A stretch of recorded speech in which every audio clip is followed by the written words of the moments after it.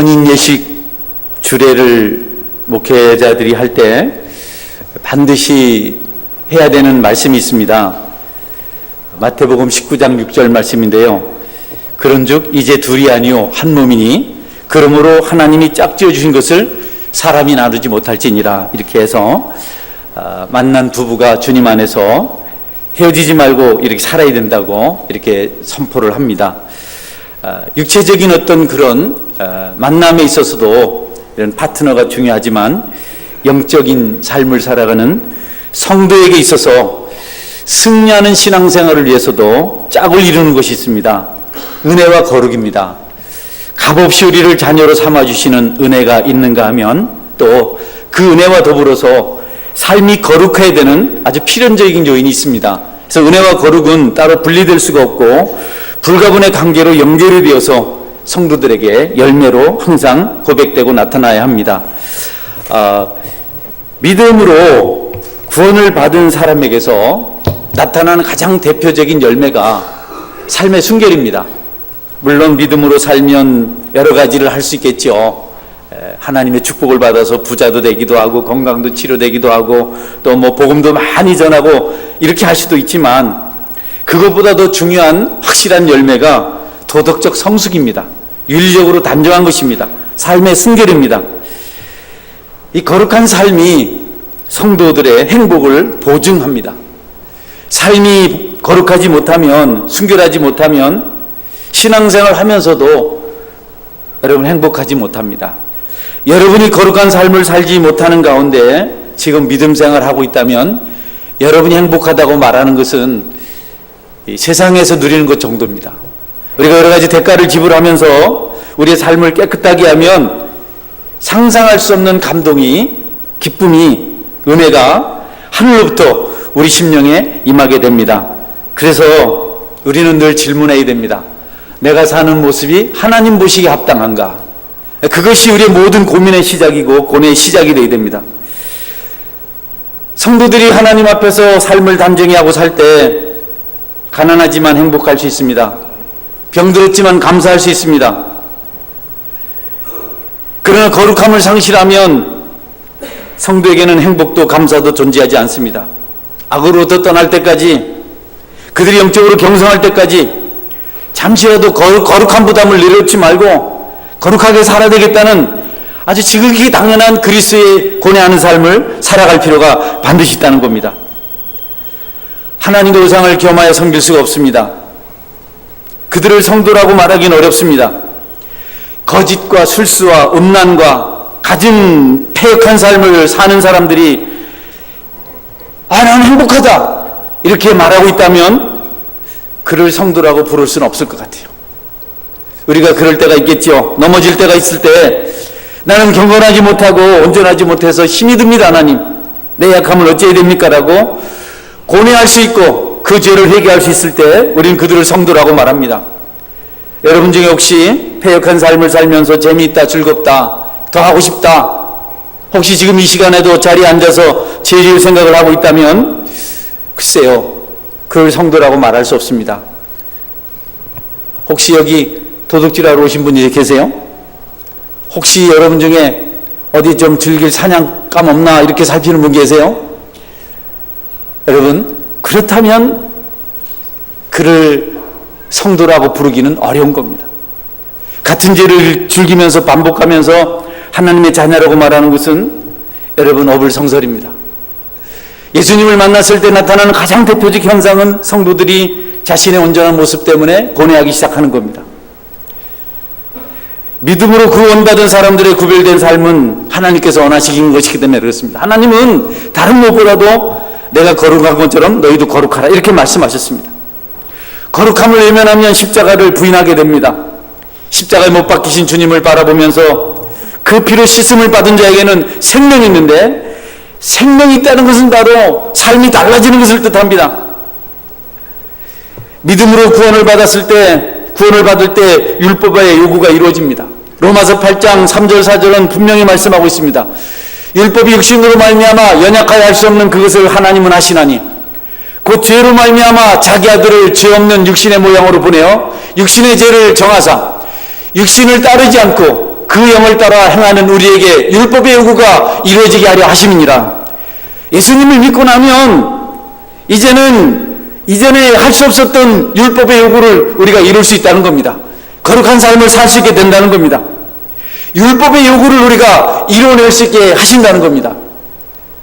우리는 이제까지 율법의 요구를 감당하지 못했습니다. 결심은 했고 공부도 많이 했지만 율법이 바라는 걸 이루질 못했습니다. 그러나 예수님을 믿는 순간 그 요구를 이룰 수 있는 능력이 우리에게 임하게 되고, 또 우리의 부족을 주께서 십자가에 감당하셔서 우리가 거룩한 일을 하며 거룩한 삶을 살아가는 능력의 사람이 될 수 있다는 것입니다. 여러분, 율법의 행함이 아닌 은혜로 구원을 받았다고 해서 그리스도의 말씀에 순종할 필요가 없고 성경대로 살 필요가 없고 육체가 원하는 대로 그것을 행하면서 제멋대로 사는 것이 이것이 신앙이다, 이렇게 말하는 것은 틀린 겁니다. 교회 나가는데 하나님 믿는데 뭐 그렇게 복잡해? 여러분, 아니에요. 예수님 안 믿을 때는 내 멋대로 살아도 찔림이 없었는데요, 예수님 만나니까 찔림이 오더라고요. 그게 나를 괴롭게 하더라고요. 여러분 중에 혹시 예수님 믿고 찔림도 없이 육체의 욕심을 따라서 그냥 제멋대로 사는 분이 계시면 여러분의 구원에 대한 질문을 하나님 앞에 다시 한번 해보시는 은혜가 있기를 주의 이름으로 축원합니다. 반드시 질문해 봐야 됩니다. 그런데 건강한 사람들, 영적으로 성숙한 사람들, 우리의 처신입니다. 그런 어떤 사람들을 볼 때 막 예수님 믿는다고 하면서도 불신자보다 더 악한 그런 사람들을 볼 때 그들이 그럼에도 불구하고 그렇게 말하고 행동하는 사람들을 보면서 그들을 비난하거나 그들을 정죄하지 말고 은혜 입은 여러분들이 그들에게 행복한 삶을 보여주셔서 여러분들이 정직하고 순전한 정결한 삶을 보여주셔서 그들이 도전받고 그들에게 분명한 교훈을 줄 수 있는 그런 성숙한 믿음이 있기를 바랍니다. 책망이나 설득이나 이런 것보다도 은혜 받은 자의 성숙한 삶을 보여주는 것이 훨씬 더 그들을 주님께로 인도하는 빠른 방법이 될 수가 있습니다. 다시 말씀드립니다. 눈에 거슬리는 옳지 못한 행동을 하는 사람들을 볼 때 비난하거나 정죄하거나 책망하지 말고 그들 앞에서 성숙한 여러분의 정결한 삶을 모범으로 보여주십시오. 그들이 여러분을 부러워하게 될 것이고 그들이 그리스도인이 되고 싶어 할 겁니다. 나도 저렇게 살고 싶어. 나도 저런 인격자가 되고 싶어. 알고 보니까 예수님을 바르게 믿고 십자가를 바르게 의지하고 살아가네 라고 말하고 그들이 주께로 나와 무릎을 꿇게 될 것입니다. 예수님이 율법의 모든 요구를 우리에게 완전하게 이루셨기 때문에 제멋대로 살아도 된다. 이전에 행하던 악하고 추한 죄를 지어도 이제는 괜찮다. 전에는 그러면 벌 받았지만 난 예수님 믿기 때문에 그 죄를 지어도 나는 괜찮다. 그래서 의도적으로 고범죄를 저지르는 것은 잘못됩니다. 계속해서 상습적으로 그걸 목적으로 사는 사람들, 두리번 누구를 괴롭힐까? 누구를 넘어뜨릴까? 오늘은 무엇으로 즐길까? 이것을 연구하는 사람은 그 속에 성령의 역사가 없는 겁니다. 그럴 수가 없는 겁니다. 세상 속에 속해서 그렇게 살다가도 하나님 앞에 나와서는 가슴을 치고 찢을 수 있는 것이 성도의 삶인 줄 믿으시기를 주의 이름으로 축원합니다. 구원 얻는 믿음은 아무것도 만들어내지 못하는 것이 아닙니다. 구원 얻은 것이 그냥 무기력하고 무능력한 것이 아닙니다. 구원 얻은 믿음은 항상 선행을 하도록 하는 것이고 우리에게 거룩함으로 충만하게 만드는 겁니다. 그것이 구원 얻은 믿음입니다. 우리를 구원하시는 능력은 우리가 제멋대로 살아서 전부 다 악하게 되는 것이 아니고 주님의 거룩함을 닮아가게 만드는 것, 그것이 우리를 구원하신 그분의 능력입니다. 여러분에게 이 능력이 임하기를 주의 이름으로 축원합니다. 여러분, 저는 여러분의 도덕이나 율법을 가르치지 않아요. 왜 이렇게 말하냐 하면 그렇게 살면 행복하기 때문에. 나는 윤리 선생 아닙니다. 도덕 선생 아닙니다. 나는 교사 자격증이 없습니다. 여러분 바르게 하십시오. 왜 그럽니까? 이게 아니고요. 이렇게 해야 여러분이 잘되고 형통하기 때문에 이 말씀을 여러분에게 전하시는 줄 믿으시기를 바랍니다. 수준이 달라요. 그냥 사회에서 흑백을 이렇게 나눠서 하는 그것이 아니고 이렇게 해야 하늘로부터 임하는 기쁨과 은혜를 누릴 수 있기 때문에 그래서 말씀을 증거하는 겁니다. 귀 있는 자는 성령이 교회들에게 하는 말씀을 들을지어다. 할렐루야. 성도는요, 그렇기 때문에 그 하늘로부터 임하는 은혜가 있기 때문에 억압을 받으면서도 자유할 수 있어요. 감옥에 갇혀서도 행복할 수 있어요. 질병의 고통 가운데서도 건강을 고백할 수 있단 말이죠. 전쟁의 위기 속에서도 승리를 노래할 수 있고, 마귀의 유혹의 모든 감정을 빼앗겼을 때도 우리 주님의 구원을 생각하며 기도할 수 있는 것이 성도의 모습입니다. 태양에서 빛과 열기를 구별할 수 없습니다. 태양빛이 있는 한 뜨거운 열기가 거기 있습니다. 마찬가지로 성도들의 삶에서 은혜와 거룩함을 분리할 수가 없습니다. 믿으십니까? 여러분에게 거룩함이 있기를 축원합니다. 예수님 안에 있는 진실한 믿음은 모든 나쁜 곳 길에서 헤어나오도록 계속 우리를 권고합니다. 끝날까지 거룩한 길에 서 있을 수 있도록 우리를 붙들어줍니다. 끝까지 가도록 합니다. 넘어지고 싶은 마음이 있고 시련과 환난이 우리 주변에 많이 있지만 그래도 주님께 붙들림 받아서 살고 싶은 마음을 가지고 있습니다. 그들은 세상을 흉내내지 않습니다. 세상을 부러워하지 않습니다. 그들을 바라보고 눈물을 흘립니다. 안타까우며 기도합니다. 사도 바울이 그랬습니다. 고린도 교회가 세워졌는데 여러 가지 패역한 죄가 있는 것을 알고, 특별히 교회가 그 패역한 죄에 대해서, 관용을 베푼 것에 대해서 얼마나 잘못된 것인지를 말씀하고 있습니다. 여러분, 고린도서를 지금 계속 우리가 살피는데요, 이건 고린도교회 잘못됐다고 책망하는 내용들입니다. 우리 교회도 책망을 듣는 것을 생각하면 여러분이 은혜 받는 겁니다. 할렐루야. 너희들 왜 그러냐? 너희들 지금 엉망이지 않느냐? 너희들에게 근친상간의 죄가 있는데도 너희들이 그것을 잘도 관용하는도다. 이거는 세상에도 없는 일이다. 어째서 죄를 눈 감고 지나가느냐? 야곱의 장남 루벤이 그의 서모 비라와 통관을 합니다. 그래 아버지의 침상을 더럽혔습니다. 근데 그 죄가 지금 고린도 교회에 또 나타나고 있는 겁니다. 이스라엘 공동체 속에서는 모든 누룩이 제거되어야 했습니다. 죄가 없어져야 했습니다. 사악한 죄가 떠나야 했습니다. 그러나 그 속에 괴악한 누룩이 있었던 겁니다. 바울은 그 누룩을 없애려고 그것을 제거하지 않으면 공동체가 부패되고 나중에는 온 세상이 썩어버리기 때문에 그 누룩을, 악한 누룩을 없애려고 그들에게 편지하고 있습니다. 오늘 우리에게도 말씀을 전하고 있는 것입니다. 이스라엘 백성들은 하나님의 은혜를 덧입은 사람들입니다. 그들을 살리기 위해서 하나님께서 양을 잡아서 애굽 땅에서 문인방과 무솔주에 피를 바르게 하고, 그리고 집안에 있는 모든 계약한 누룩을 없애라고 하셨습니다. 어린 양의 피가 뿌려진 이스라엘 집은 멸망의 칼로부터 안전했습니다. 애굽의 모든 집이 장자를 잃은 슬픔으로 통곡할 때 이스라엘 집은 애굽을 벗어나기 위해서 만찬을 즐기고 있었습니다. 이스라엘은 단순히 심판의 칼날로부터 생명을 보존한 것뿐 아니라 부패되고 금지된 모든 부정한 누룩을 제거했습니다. 그 사건이 우리에게 말해주는 게 뭡니까? 정결한 삶은 생명만큼이나 중요하다는 겁니다. 피를 바름으로 우리가 살아났다. 그것보다도 또 집안에 있는 누룩이 없어짐으로 거룩함과 은혜가 공존해야 된다는 사실을 6월절 그날에 분명하게 보여주셨습니다.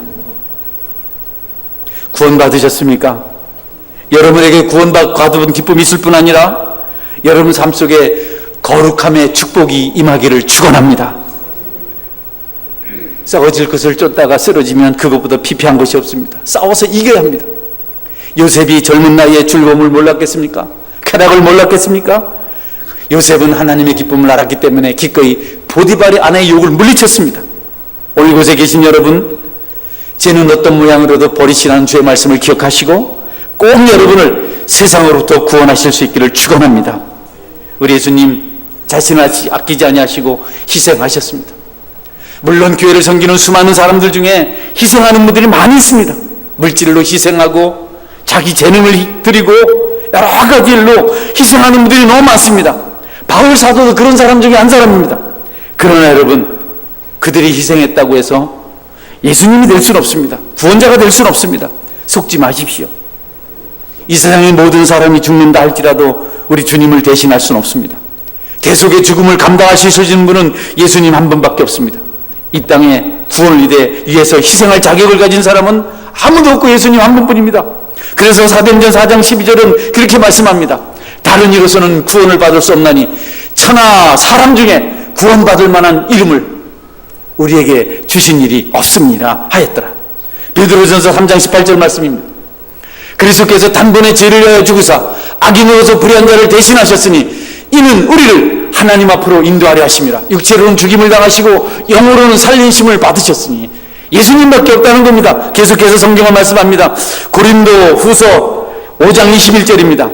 하나님이 죄를 알지도 못하신 이를 우리를 대신하여 죄로 삼으신 것은 우리로 하여금 그 안에서 하나님의 의가 되게 하려 하심이니라. 아멘. 갈라디아서 3장 13절 말씀입니다. 그리스도께서 우리를 위하여 저주를 받은 바 되사 율법의 저주에서 우리를 속량하셨으니 기록된 바 나무에 달린 자마다 저주 아래에 있는 자라 하였습니다. 예수님이 범죄자 취급을 당하셨고 그리고 십자가에 상하셨습니다. 죽임을 당하셨습니다. 그래서 우리가 더 이상 죄의 진노 아래 있지 않습니다. 다른 구원의 길은 없습니다. 이 세상에 누구도 예수님을 대신할 수 없습니다. 갈라디아서에서 바울 사도는 이렇게 말합니다.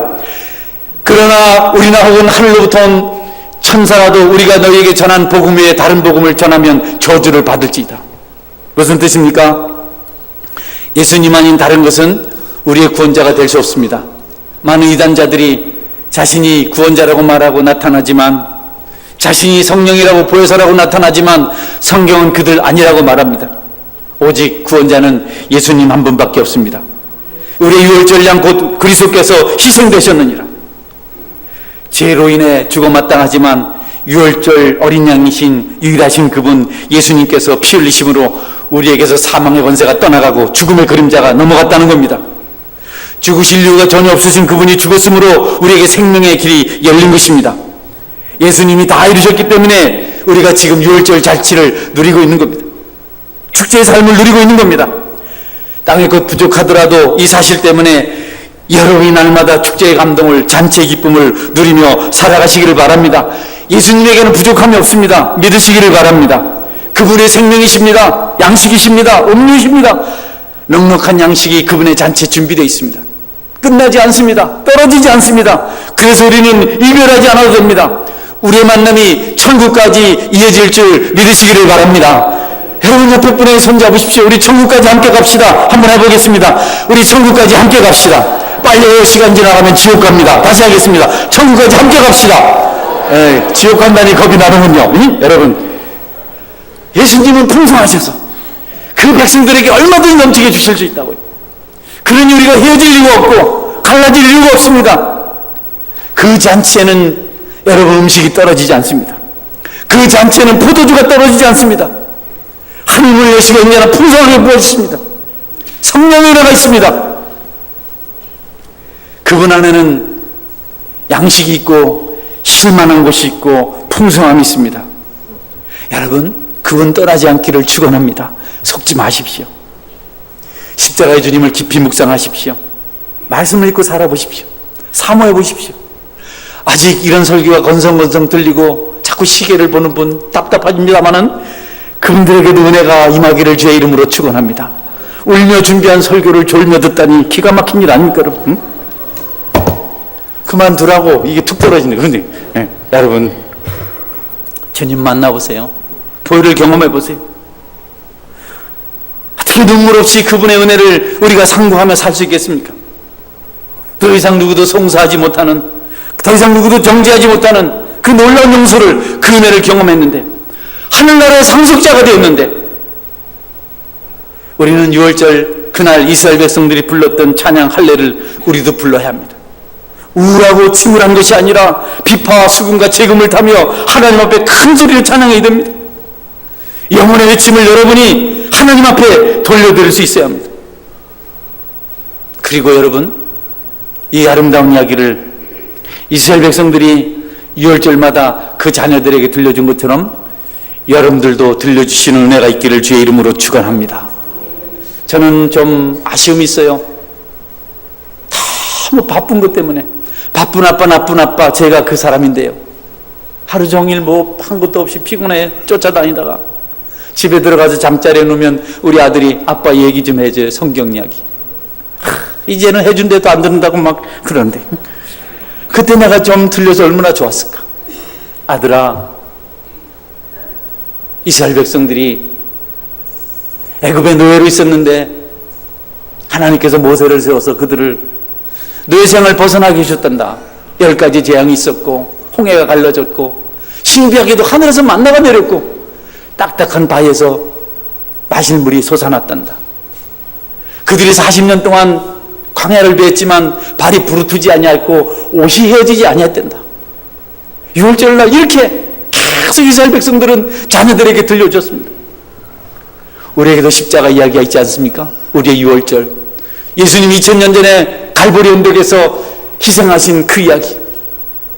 온갖 고초를 당하시고 수치를 당하시고 채찍에 맞고 가시에 찔리고 침뱉음을 당하고 옷벗김을 당하고 못 박혀서 처절하게 수욕 가운데 죽으셨지만 그들을 원망하지 않았고 원수를 해서 기도하신 예수님, 우리 때문에 죽으셔서 그가 무덤에 묻히시고 음부까지 낮아지셨지만 결국 하나님께서 다시 살리시고 천국이라 하신 그 주님의 이야기, 나를 변화시킨 이야기, 내 삶을 달라지게 한 이야기. 여러분, 이 이야기를 여러분 자녀들에게 들려주시기를 주의 이름으로 축원합니다. 이 6월절이 여러분에게 있기를 주의 이름으로 축원합니다. 공부해라 공부해라 공부해라, 이거 10번 하면 적어도 성경 말씀 한 번이라도 여러분이 나누시기를 주의 이름으로 축원합니다. 이스라엘 백성들은 6월절 명절을 그렇게 지켰습니다. 그리고 바울 사도는 그 명절에는 절대로 누룩이 있어서는 안 된다. 우리가 이제는 예수님 안에서 매일매일 명절을 경험하며 살아가고 있는데 우리 속에서 괴악한 누룩, 부패하게 만든 누룩이 존재해서는 안 된다는 겁니다. 고린도전서 5장 8절 이렇게 말씀합니다. 이러므로 우리가 명절을 지키되 묵은 누룩으로 말고 악하고 악의 참 누룩으로 말고 누룩이 없이 오직 순전함과 진실함을 떡으로 하자. 여러분, 누룩은 죄를 상징합니다. 누룩을 넣은 것은 빵이 부드럽고 달콤해요. 약간 신듯한 그 맛이 참 좋습니다. 부산에 있는 어느 교회 목사님은 우리는 술도 못 마시는데 빵이라도 술빵을 먹자 해서 늘 술떡을 해가지고 온다 그래요. 여러분, 술 넣은 그 이스트를 넣은 빵은요 부드럽고 아주 그 시큼한 그런 맛이 아주 특별합니다. 그렇다고 해서 누룩을 넣은 떡을 6월절에 먹어서는 안 된다고 하나님께서 말씀하셨어요. 담백한 떡을 먹어라. 아무것도 넣지 않은 무기복을 먹어라. 죄는 달콤합니다.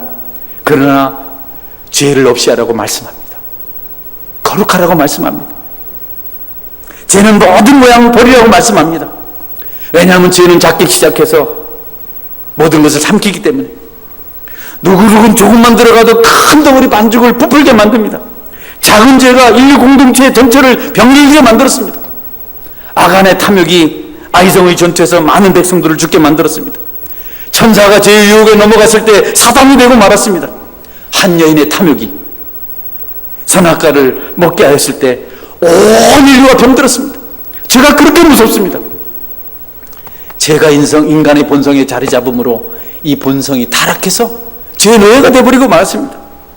작은 죄가 먹고 싶다, 보암직하다, 탐스럽다, 이 생각이 자라서 마침내 온 인류를 멸망에 빠뜨리고 말았습니다. 죄가 마음속에 들어오면 분열을 일으킵니다. 혼란을 야기합니다. 집중력을 잃게 만듭니다. 지혜와 총명과 우수성을 마비시킵니다. 잘 들으세요. 바다와 육지는 경계선이 있지만 죄는 경계선이 없습니다. 저는 이전에 총명했고 고매했던 한 부인이 죄에 빠져서 총명을 잃더니 얼굴이 어두워지고 눈동자가 힘을 잃는 것을 보았습니다. 가정이 파탄났고 그는 안절부절했고 자녀들은 뿔뿔이 흩어졌습니다. 하나님의 축복을 잃고 유리하는 신세가 되는 것을 보았습니다. 그는 정함이 없었습니다. 그는 늘 들떠 있었습니다. 그 영혼이 갈기갈기 찢겨서 마침내 사악해졌습니다. 감옥에 갔습니다. 저는 존경을 받았던 목사님조차도 죄에 빠져서 참담하게 된 모습을 본 적이 있었습니다. 그분이 하나님을 떠나서 그렇게 되었습니다. 하나님의 피로 사신 백성들이 하나님은 죄로 인해 망하는 것을 원치 않으십니다. 여러분, 양심을 속이게 만드는 것이 죄가 아닙니까? 뻔뻔하게 만드는 것이 죄가 아닙니까? 하나님 말씀은 가까이 하시고 죄는 멀리 하시기를 주의 이름으로 축원합니다. 여러분에게 천사 같은 아름다움이 있기를 축원합니다. 하나님 말씀은요, 지켜야 됩니다. 서로 너무 밀접한 관계를 가지고 이것 지키고 저것 안 지켜도 그러면 안 돼요. 마치 쇠사슬과 같습니다. 큰 짐을 들어 올리는 쇠사슬이 여러 개가 연결되어 있습니다. 아주 튼튼합니다. 그런데 그 중에 하나만 탁 깨지면요, 재앙 수준의 재난이 찾아옵니다. 모든 게 끝나버립니다. 하나님 말씀이 조금만 잘못돼도 우리는 파멸하고 지옥 가게 됩니다. 성경을 있는 그대로 믿으시는 은혜가 있기를 주의 이름으로 축원합니다. 누가 뭐라고 해도 여러분이 가슴이 벌렁거리고 눈이 번쩍해도 성경 말씀이 아니면 따라가지 마십시오. 그가 말하는, 그가 가르치는 그 지식이, 그 교육이 여러분을 진동하게 만들어도 성경 말씀이 아니면 따라가지 않기를 주의 이름으로 축원합니다. 그 길은 사슬이 끊어지는 것처럼 지옥 가는 길입니다. 왜 여러분의 감정을 중시하고 여러분의 기분을 중시하고 하나님 말씀을 중시하지 않습니까?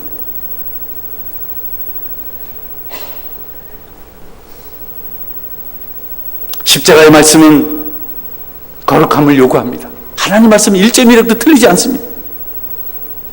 우리가 그 말씀을 받을 때 거룩한 자가 되고자 결심해야 합니다. 금요일 밤에 목사님 기도 제목 중에 그런 게 있었습니다. 학생들, 청년들이 순교를 지키며 살기 어려운 여러 가지로 억압되는 직장 문제라든지 학업 문제라든지 결혼 문제라든지 너무 힘든, 또 세상의 모든 구조는 내가 듣기로는 그들을 타락시키기 너무 좋은 시대에 살고 있습니다. 이들을 위해서 기도해야 됩니다. 기도했습니다. 우리 청년 여러분, 말씀대로 살아가시기를 축원합니다. 여러분이 세상에 빛이 돼야죠. 여러분이 세상에 소망이 돼야죠. 우리는 지나갑니다. 35세 개척했는데 25년 지났습니다. 기현아, 내가 몇 살일까? 이 사람이 설교 안 듣고 응? 네, 내가 60이 됐어요. 나는 60대는 어른들 보면서 난 60 안 될 줄 알았습니다. 너희들 그런 생각하고 있지? 휙 지나갔대. 휙. 이런 이들에게 소망이 있습니다. 이들에게 꿈이 있습니다. 여러분, 청소년들을 위해서 기도 많이 해주시길 바랍니다.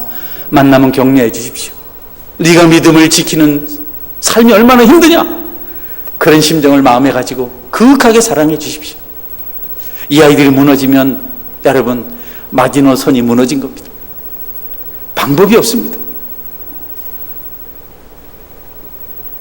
여러분, 교회 오셔서 신앙생활 하시는데 달콤한 말 하지 않고 죄를 좀 덮어주지 않고 무거운 설교를 한다고 부담된다고 말씀하는 분들 계십니다.